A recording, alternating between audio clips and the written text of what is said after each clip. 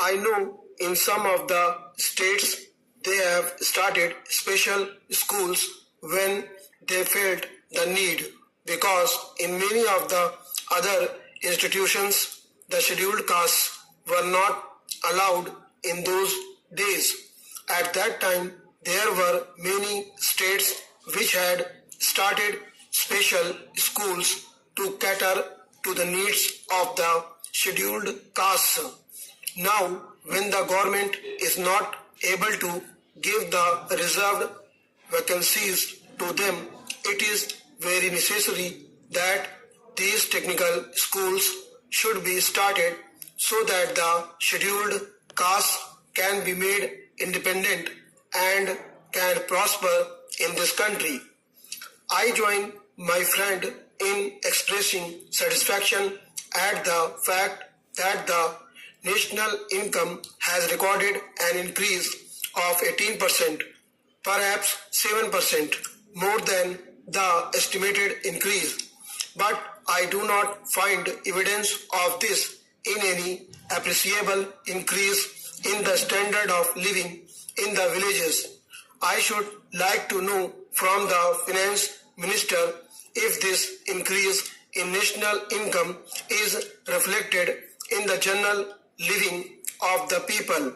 Have they tried to find it out either by any simple survey or by any other method?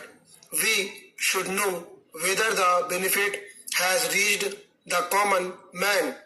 As far as I am concerned, my own experience is that unemployment in the rural areas continues to be as high as it was before. If it has not recorded an increase, one way by which we can gauge this is by the number of persons crowding round public servants or public men for some sort of recommendations to secure jobs. In urban areas, the extent of unemployment is judged by the registrations in the employment exchanges. I do not suppose areas, and I think our experience can be dependent upon to some extent for finding out the extent of unemployment. This leads me to feel that even though there is an increase in national wealth, the benefit is not going to the common man. Therefore, I feel that we should bring about a very drastic change in the property relations. If we are really keen on realizing the socialistic pattern of society, the sooner we change the property relation, the better.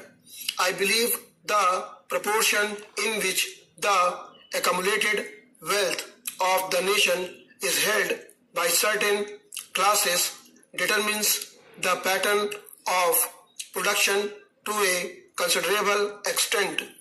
The pattern of production determines the pattern of distribution. We cannot therefore secure distributive justice unless and until there is a change in property relations. We have therefore abolished the sanctity attached to the properties, and we have made compensation payable to those who are expropriated non-justiciable. Stop.